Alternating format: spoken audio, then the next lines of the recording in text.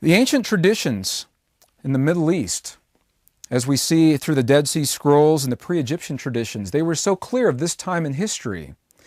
They wrote entire texts. They wrote books, volumes, to a generation that they sensed would be the last generation to mature before the close of this cycle. They said to themselves, there will be a generation birthed with such power inherent in their beings, and perhaps a power that they have forgotten. Perhaps the pain of this world has moved them to a place in their lives where they've forgotten the great power that lives within them. Well, this last generation would be a generation of such strength that the challenges of the world coming to the close would push the people of that time to the very edge of who they believe they are. It would push them to the boundaries of the way they've defined their lives. In the presence of one another, there are times when they would actually push one another over that edge. And when we go over that edge, we find ourselves in a place where we've never been before sometimes. The ancients called it the dark night of the soul. Perhaps a time we lose everything that we've ever held dear. We lose the lives of loved ones. We lose our homes. We lose our jobs. We lose our direction and our focus in life. Maybe we even lose our belief system. The great challenges of life will push us to the edge, testing those belief systems, allowing us to lose everything that we hold dear. And in that moment, we find ourselves in the nakedness of us and our world and our lives and nothing else. Then we must reach inside of ourselves and find our greatest strengths, our deepest levels of love, our greatest expressions of compassion to survive. And the ancients were aware of that. They said this generation is such a powerful generation that they will be the generation to bridge this moment in time. This generation will bridge all that's ever been with that which is yet to be.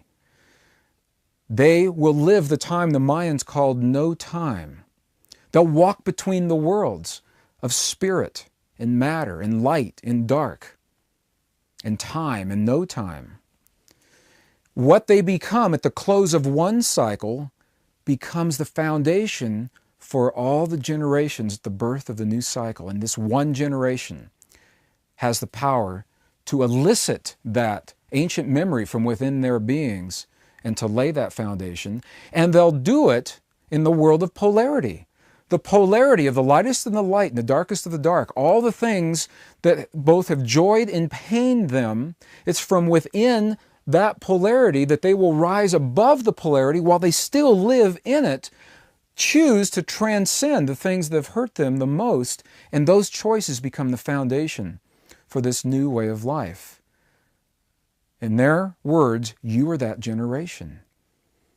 You are those who walk between the worlds. They even had a name for you. They called you who walk between the worlds. The choices that you're making this moment in your life, that affirm or deny life in your body, as an individual, are part of a collective foundation that's being created in this moment. And that's exciting. I mean, that's very exciting.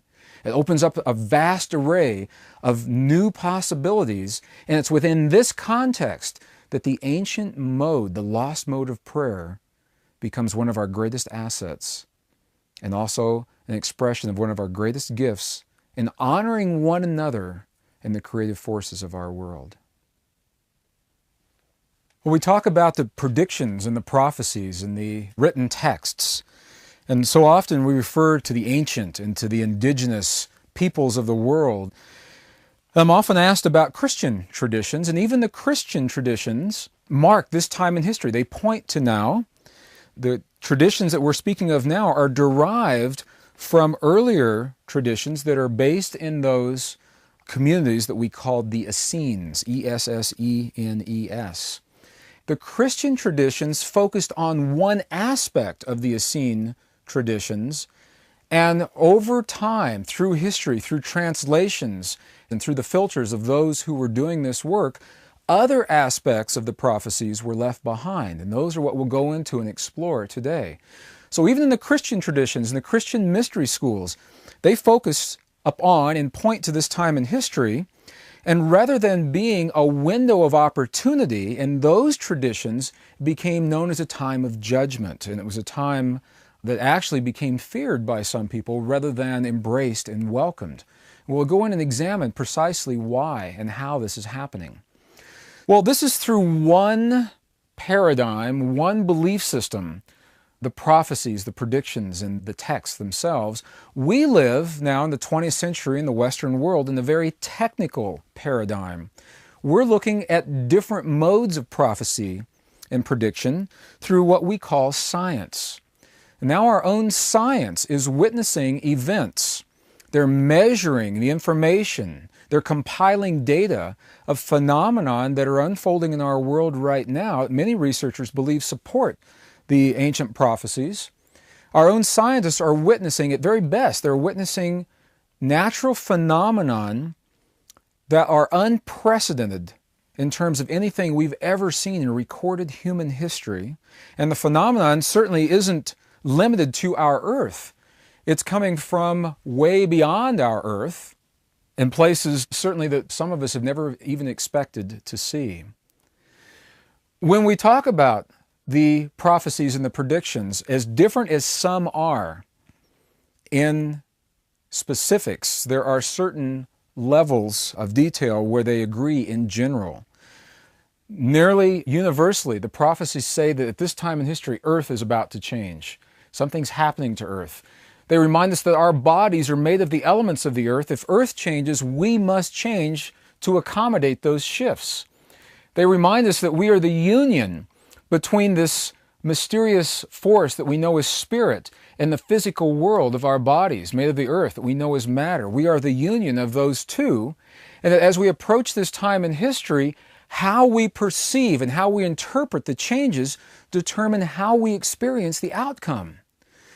And the Hopi, I think, were very clear about this. They showed that there were these different paths. Some would perceive this time in fear. They would be afraid of the uncertainties, and in the uncertainness, they would lose their way and forget the path that they had come to follow. At the same time, there are others who be very clear of themselves in this time in history and view the tribulations as an opportunity to demonstrate the greatest levels of mastery in giving birth to something brand new. All of them agree that our bodies will change as well as our earth. And this is a piece, I believe, that's been overlooked in many of the Western traditions. As individuals now witness the changes in our world, there was a belief for a period of time that we could simply build shelters in caves or in the ground during this time in history and hide from and shield ourselves from the changes. And when the great shifts were over, we would emerge and then go on with our lives. That no longer is the belief. Now, individuals that believed that years ago are also understanding that the changes are about more than out there in the world, that the changes are happening within their bodies at the same time. And this interchange is what we're asked to come to terms with. Well, the Essenes, and I'm referencing the Essenes heavily here because their records are some of the least distorted and some of the clearest of all the ancient texts and the traditions.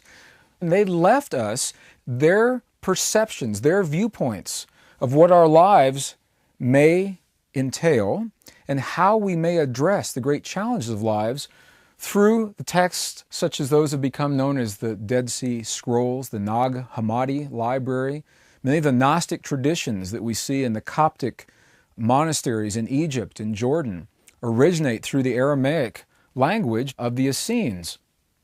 Some of these texts go so far as to identify a series of tenets.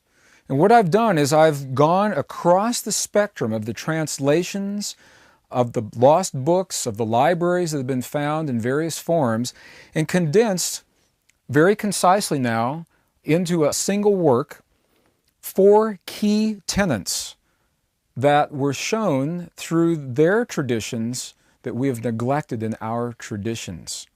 The first tenet reminds us that we are unity by nature, that there may be many physical bodies walking this world. There's only one consciousness here. That one consciousness, the second tenet, the one consciousness reminds us that we are moving collectively toward this rare moment, this precious time in human history where we redefine the parameters of our lives and our world. The third tenet reminds us that we've always had a technology. We now may call it very precisely an internal technology that allows us direct access to the creative forces of our world and of our bodies. We call that technology prayer. And the fourth tenet reminds us that there was a science developed early on, thousands of years old. Some call it the most ancient science of compassion. It's through compassion that we're able to transcend the great challenges of history and life with grace.